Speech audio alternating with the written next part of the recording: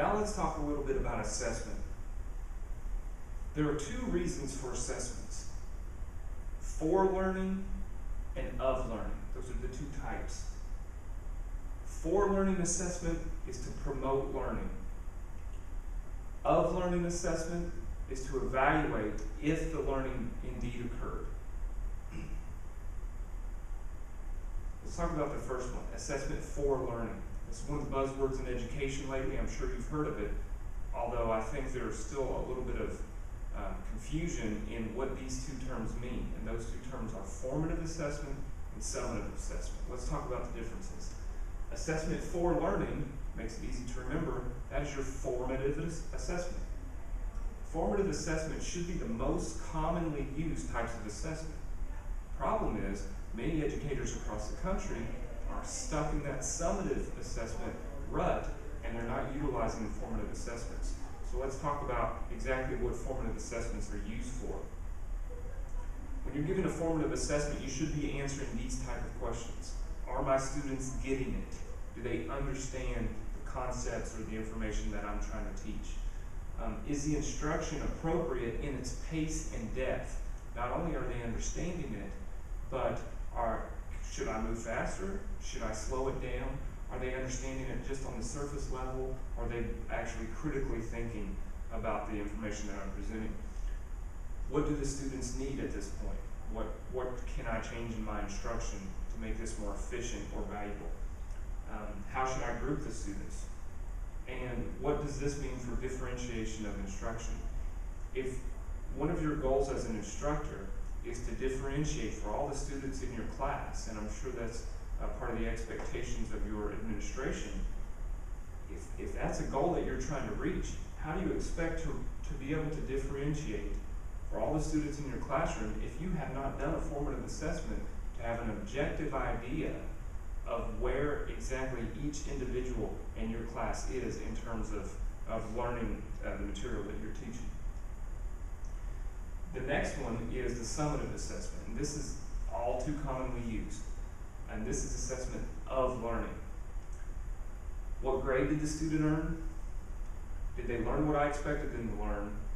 Or does this influence any special education placement type decisions?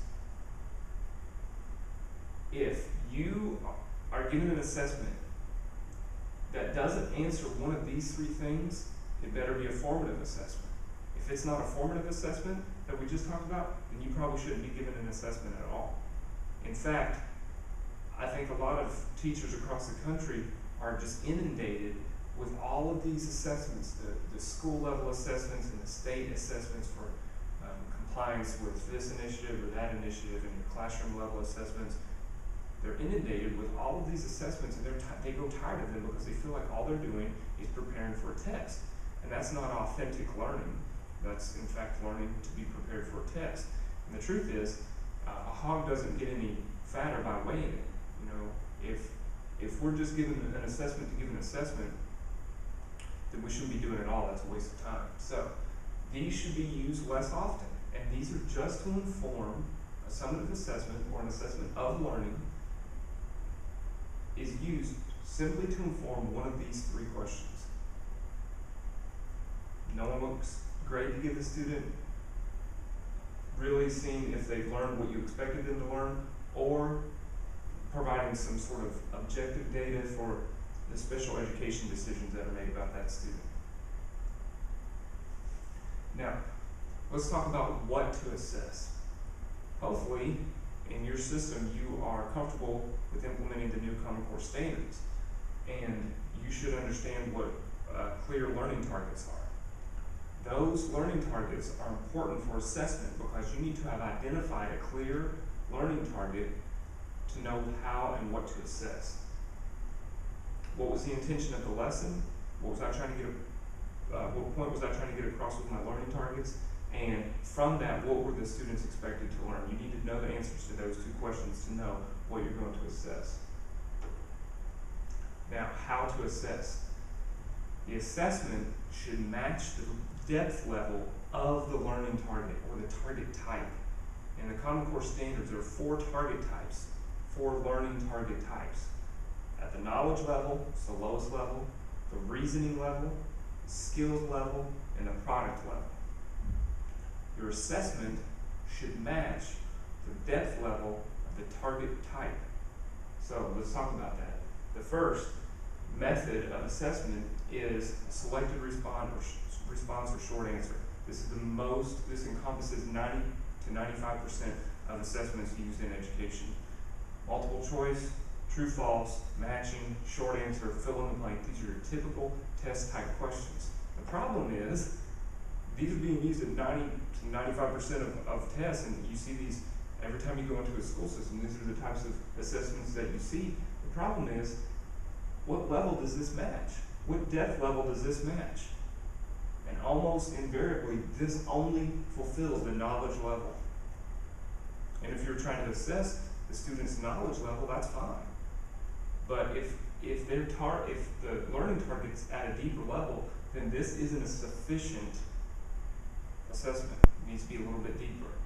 The next deepest level is the extended written response. These are the comparisons. You're asking students to analyze, interpret, solve, explain, describe, etc. Those type of questions on an assessment fulfill the next two depth levels of your target types. That's the reasoning level and the skill-based level. If those are the target types of your lesson and what you're teaching, then when you assess, your assessment should be at that level just the same, so you can accurately determine if those students are where you want them to be. Next is a performance assessment, where the student actually gets up and produces something. So maybe they speak a foreign language, or they play that instrument in the class that you're teaching, or they read aloud. Maybe that's a skill that you're trying to assess their fluency. Conduct steps in an experiment, maybe in a science class. That's more at the product level. Can they produce what you are expecting them to have the knowledge and skill set to produce? And finally, personal communication. This is just another good tool for formative assessment. Sitting down, having a personal interview, or asking questions during instruction, listening to participation in the room as you mill around while students are participating with classmates. Oral exams. This is a great tool. All of these are great tools for formative assessment to understand exactly at what level your students are comprehending, or understanding, or operating, and what exactly you need to do to address that as an instructor.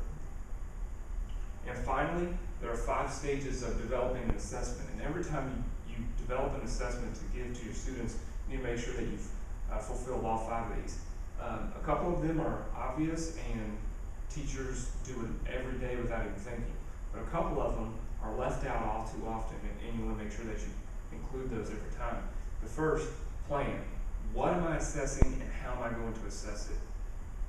Many times, teachers can fall into the trap of using a test bank from a chapter, and that might assess information that wasn't necessarily covered or emphasized, and it may assess it on a level that's too shallow or too deep for the instruction that the students encountered during the time that they were learning this information.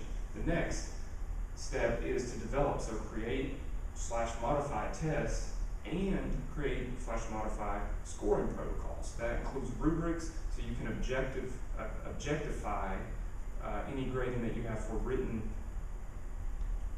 test items.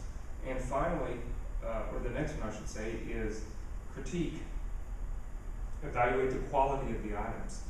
Ensure that what you're asking the students is hitting the target of what you're wanting to know or ensure that they understand. If not, then don't give that test item. There's no point. Fourth, administer the test. Give the test. Clearly, you have to do that, and everybody does that. But the fifth one is all too often ignored, and that's revise. Evaluate the test quality based on the results and revise if necessary. If you find that students are missing a question too often, you may look at that individual item and realize maybe I didn't cover that. Maybe that was a point of confusion, or maybe they didn't get that because it wasn't emphasized. And not only was it not emphasized, it wasn't necessary. Well, then that item individually should probably be eliminated. If it doesn't get at what you're wanting to measure, don't include that. Make sure you fulfill all 5 of these stages when you develop each assessment.